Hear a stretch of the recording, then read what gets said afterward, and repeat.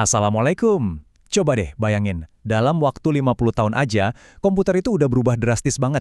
Dulu, ukurannya segede ruangan. Sekarang, udah bisa masuk kantong kita. Nah, gimana ceritanya semua ini bisa terjadi? Yuk kita telusuri bareng-bareng inovasi-inovasi kunci yang membawa kita sampai ke titik ini. Oke, jadi ini dia perjalanan kita kali ini. Kita akan mulai dari gimana komputer berubah dari raksasa jadi gawe kecil, terus kita mundur ke generasi pertama dengan tabung vakumnya, lanjut ke revolusi transistor, masuk ke era sirkuit terpadu, dan akhirnya sampai ke mikroprosesor modern yang ada di semua perangkat kita sekarang. Siap? Oke, pertama-tama kita lihat dulu gimana mesin-mesin super besar ini pelan-pelan tapi pasti menyusut jadi perangkat pintar yang muat di saku dan kita bawa kemana-mana setiap hari. Mungkin sebagian dari kita masih ingat ya, dulu itu dunia komputasi sama komunikasi itu benar-benar kepisah. Ada komputer gede buat kerja, sama telepon ya buat teleponan. Nah sekarang, lihat aja, dua fungsi itu dan banyak fungsi lainnya udah jadi satu di perangkat pintar di genggaman kita. Sekarang, yuk kita mundur jauh ke belakang, ke era paling awal komputer. Coba bayangin deh, sebuah ruangan yang isinya mesin raksasa semua, panas, berisik. Nah, itulah dia era tabung vakum. Biar kebayang segede apa, komputer pertama kayak ENIAC ini pakai 18.000 tabung vakum. Gila kan? Setiap tabung ini fungsinya kayak saklar, dan semuanya itu harus nyala dan berfungsi sempurna biar komputernya bisa jalan. Coba kita lihat lagi skalanya. Berat ENIAC itu 30 ton dan butuh listrik yang dayanya cukup buat nerangin satu lingkungan kecil. Dengan semua itu, kemampuannya cuma 5.000 operasi tambah-tambahan per detik. Jauh lebih lambat dari kalkulator paling murah zaman sekarang. Tapi ada masalah besarnya nih. Walaupun ENIAC ini canggih banget pada masanya, dia sama sekali nggak fleksibel. Mau ganti program, itu artinya harus nyabut pasang kabel dan mindahin saklar secara manual.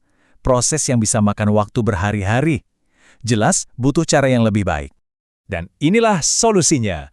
Konsep program tersimpan. Idenya kelihatannya simpel tapi jenius banget. Gimana kalau instruksi atau perintah buat komputer kita simpan juga aja di dalam memori, barang sama data. Ini mengubah segalanya. Program jadi bisa diubah cepet banget, tanpa perlu bongkar pasang kabel lagi. Nah, ini dia cetak biru dari ide tadi. Bisa kita lihat, ada 3 komponen utama. Memori utama buat nyimpen data dan instruksi, terus ada CPU buat ngolah semuanya, dan I/O atau input-output buat interaksi sama kita. Desain yang elegan ini jadi fondasi hampir semua komputer sampai hari ini. Kalau kita lihat lebih dalam lagi, diagram ini nunjukin alur kerjanya. Kita bisa lihat gimana instruksi dan data itu diambil dari memori, dikirim ke unit kontrol buat diterjemahin, terus dieksekusi sama unit aritmetika logika. Nah, inilah dasar cara kerja semua CPU modern.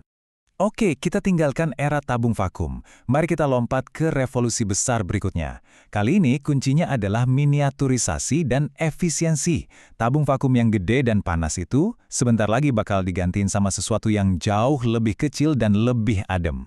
Dan inilah dia sang pahlawan, transistor. Benda kecil ini adalah awal dari generasi kedua komputer. Fungsinya sama persis kayak tabung vakum. Tapi ukurannya jauh lebih kecil, nggak gampang panas, dan hemat daya banget. Ini benar-benar jadi game changer. Dengan adanya transistor, pintu dunia komputasi jadi terbuka lebar. Komputer bukan lagi barang eksklusif buat militer atau proyek pemerintah. Perusahaan-perusahaan komersial mulai ngelirik potensinya, dan dari sinilah industri komputer modern lahir. Langkah selanjutnya bukan lagi tentang komponen baru, tapi tentang cara baru untuk memproduksinya secara massal. Daripada nyolder transistor satu persatu, gimana kalau kita bisa mencetak puluhan, ratusan, bahkan ribuan transistor sekaligus di satu tempat? Garis waktu ini nunjukin betapa gilanya pertumbuhan kepadatan chip. Tahun 65, satu chip itu isinya bisa sampai 100 perangkat. Cuma dalam waktu 13 tahun, angkanya loncat jadi lebih dari 100.000. Ini pertumbuhan yang luar biasa cepat. Selain makin kecil, arsitekturnya juga makin pintar. Komputer kayak PDP-8 ini ngenalin konsep omnibus atau bus. Bayangin aja nih kayak jalan tol data, di mana semua komponen, CPU, memori, dan lainnya nyambung ke situ. Sistem ini jauh lebih efisien dan jadi standar sampai sekarang. Nah, semua proses integrasi ini akhirnya membawa kita ke terobosan puncaknya, penciptaan mikroprosesor. Ini adalah klimaks dari semua kemajuan yang udah kita bahas dari tadi. Dan inilah momennya. Untuk pertama kalinya dalam sejarah, seluruh otak komputer, unit aritmatika, logika, dan kontrolnya berhasil dimasukin ke dalam satu keping silikon kecil. Inilah yang kita kenal sebagai mikroprosesor, dan inilah yang melahirkan revolusi komputer pribadi. Coba lihat tabel ini. Ini ngerangkum kemajuan puluhan tahun dan nunjukin percepatan jumlah transistor yang gila-gilaan. Dari cuma 2.300 di 4004, jadi 820 juta di core 2 quad. Tren inilah yang dikenal sebagai hukum Moore, dan inilah yang jadi motor penggerak industri kita selama setengah abad. Tapi di zaman sekarang, bikin prosesor makin ngebut, itu udah bukan cuma soal nambahin transistor. Para insinyur pakai banyak trik arsitektur yang cerdas. Contohnya pipelining. Ini bikin prosesor bisa kerja kayak di jalur perakitan, ngerjain beberapa instruksi sekaligus, jadi semuanya berjalan jauh lebih cepat. Tapi, kecepatan prosesor yang terus meningkat ini ternyata nyiptain tantangan baru. Prosesornya jadi ngebut banget. Saking ngebutnya, dia jadi sering nungguin memori yang lebih lambat buat ngirim data. Ini jadi semacam kemacetan atau bottleneck utama dalam desain komputer modern.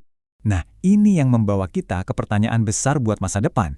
Kalau prosesor makin cepat dan memori susah ngejar, terobosan besar apa lagi ya selanjutnya?